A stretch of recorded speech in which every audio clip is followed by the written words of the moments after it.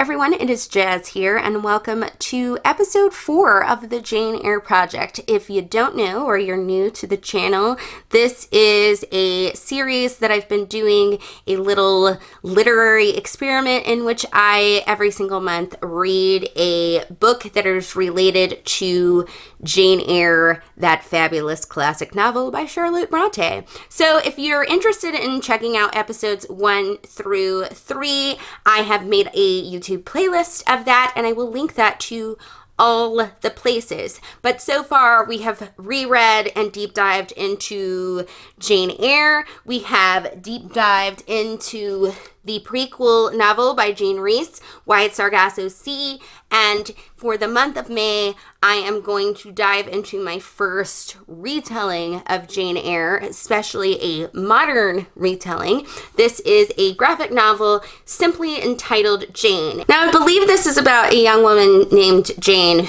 obviously, who is an art student, and she accepts a job as a governess or a nanny for the New York elite, because this one is set in New York. And as the summary describes, she must decide if she should trust the man she loves or do whatever it takes to protect his daughter from the consequences of his deception. So that definitely sounds sort of mysterious and exciting. The plan is to make this video somewhat spoiler free. I do think there may be some light spoilers for the actual book Jane Eyre, the original novel, just because there are some things about the events of that book that I can't avoid talking about when talking about a retelling. But I think you should be safe if you've already read Jane Eyre or you already know like the key plot points of Jane Eyre. But we shall see. I will let you know if something happens that's a little different on that. I always like to tell you why I've chosen a book. First of all, I wanted to choose a graphic novel just for fun, but also I needed to choose a graphic novel because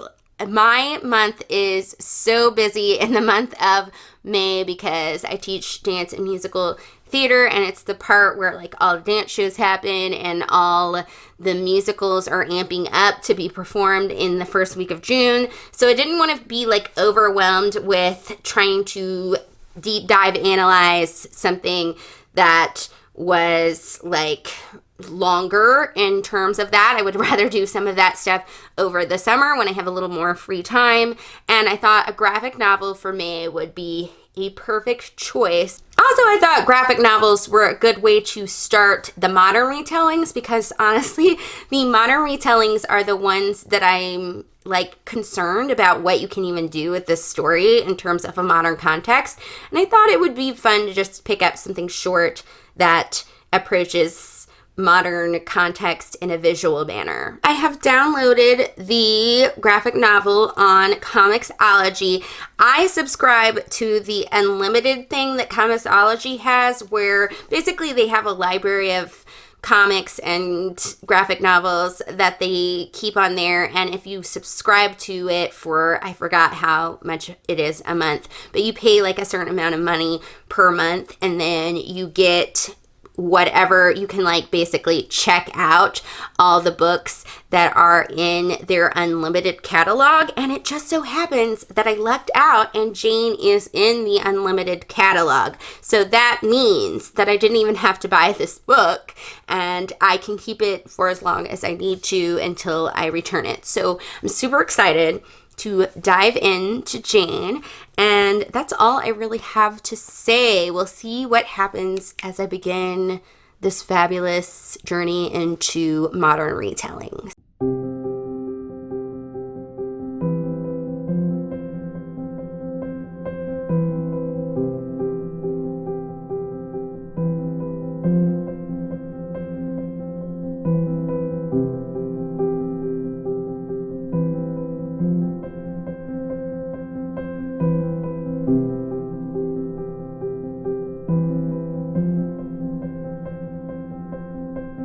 I hope I don't look too windblown. I got done working out at Planet Fitness, and then I went to Walgreens to get some different stuff, makeup stuff and stuff, and also I got myself a Dr. Pepper, or a Diet Dr. Pepper, because I'm going to edit a video a little bit later, so I feel like I look like, woo, a little cray-cray, but you know, whatevs. This is totally off topic, but I'm super excited because I got new earbuds, and they're actually like really strong and like good quality, so I can actually, after I exercise, I always get into like the full body enhancer, which is like red light therapy, and like it shakes you to like build muscle tone and whatnot. And then I also go on the hydro massage bed, and usually everything is like super loud and I can't like hear my audiobooks so I've been listening to music instead of listening to audiobooks, but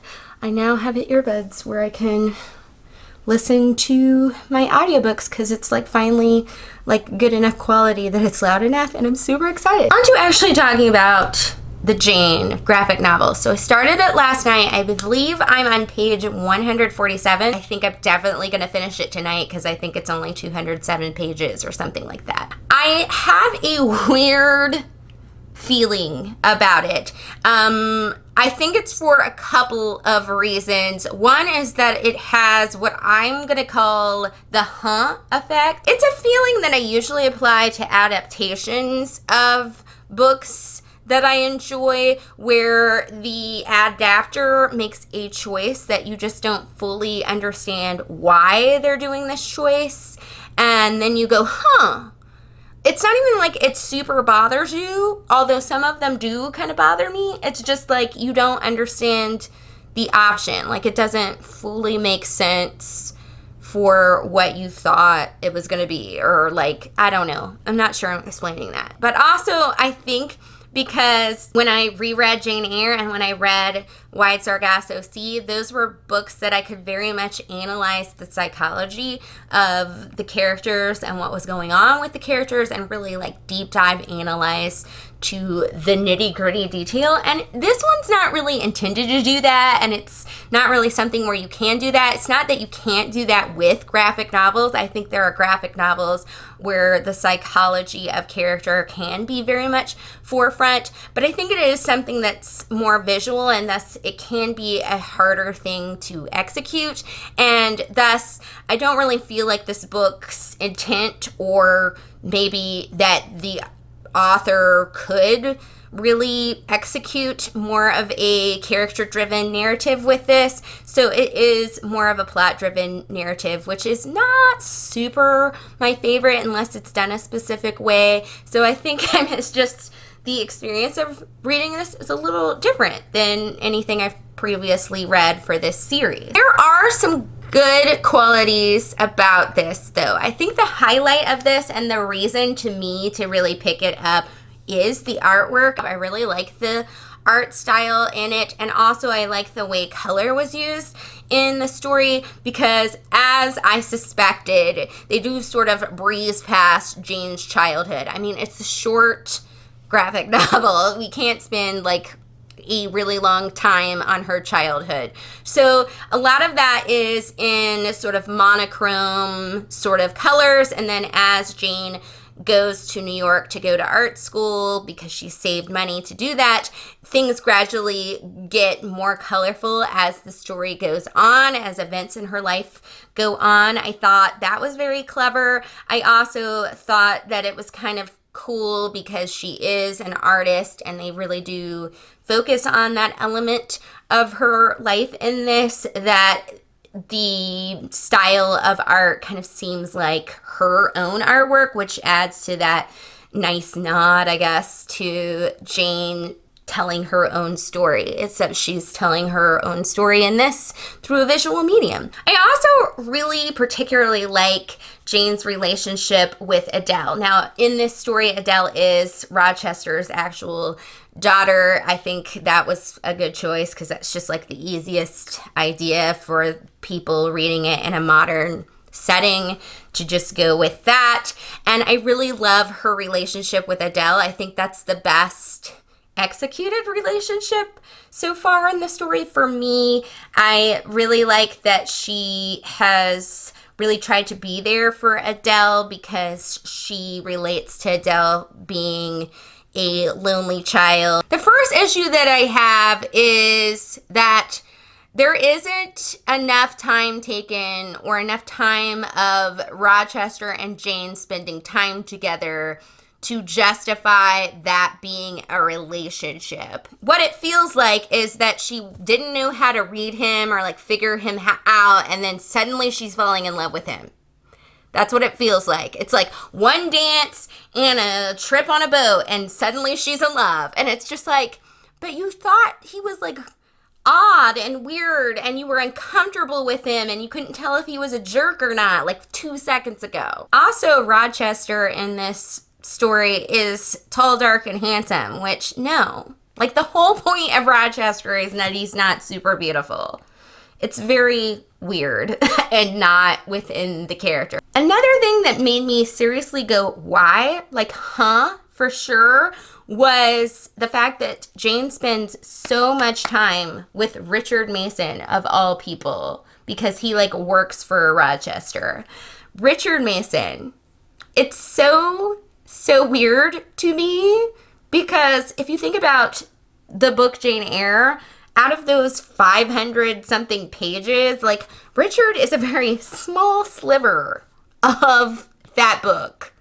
So it's so weird that she's spending possibly more time with Richard Mason than she is with Rochester. I think she's literally spending time with him in the graphic novel more just to be like a foil to make Rochester jealous. Not that Jane is trying to make Rochester jealous, I should be clear. I should say that the author of the graphic novel is trying to create a character relationship with Jane so that Edward will be jealous, if that makes sense. But no, it's just a pleasant, entertaining, quick read so far for me. So like the qualms that I have with it are not things that are gonna like really bug me, because I'm not gonna have to read this book for like 400 years despite like my issues with it. But I can see that maybe the plot is going to go a little down the drain solely because every little action is just so boom, and we're not getting to spend enough time with the characters and figuring out why they're doing things or elaborating on any of the key plot points enough. When I last stopped at this last point, which is when a lot of like reveals started to happen with the story, and I don't have like a ton more pages, so I don't know if that's going to be elaborated on. Honestly, I would have been okay with this graphic novel being a little bit longer, like maybe 300 to 400 pages longer, just to kind of get more of the motivation, particularly when it comes to Jane and Rochester's relationship. That's kind of a key plot point. That's all I have to say right now. I do think that there are some positive qualities, and it's definitely a intriguing little read, but yeah, it has a few issues.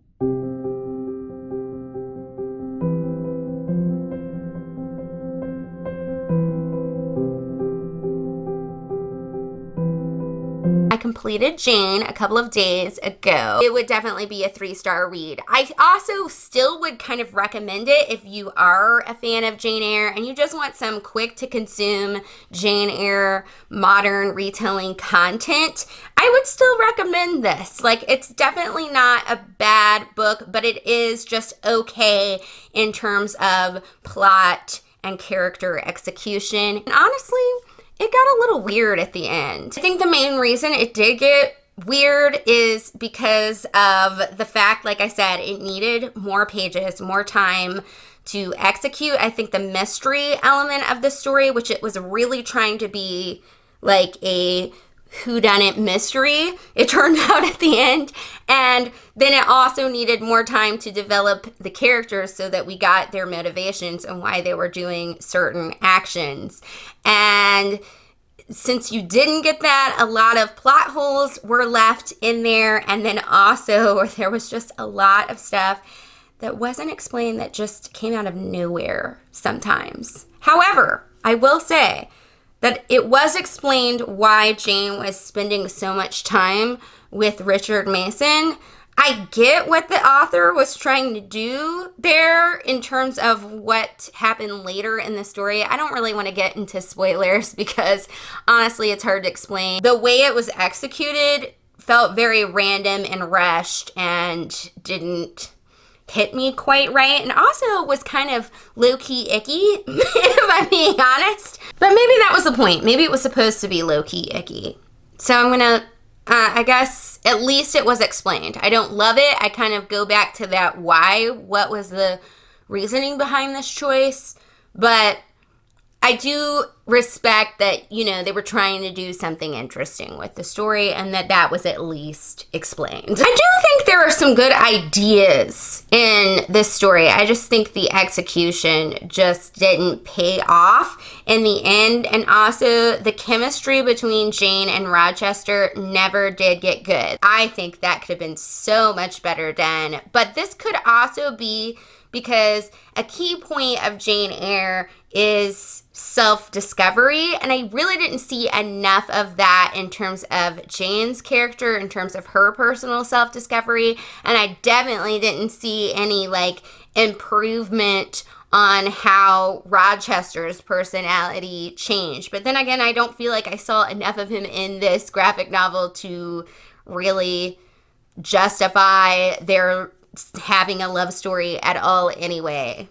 So yeah, but obviously because it's a modern retelling, it doesn't end the same way that Jane Eyre does.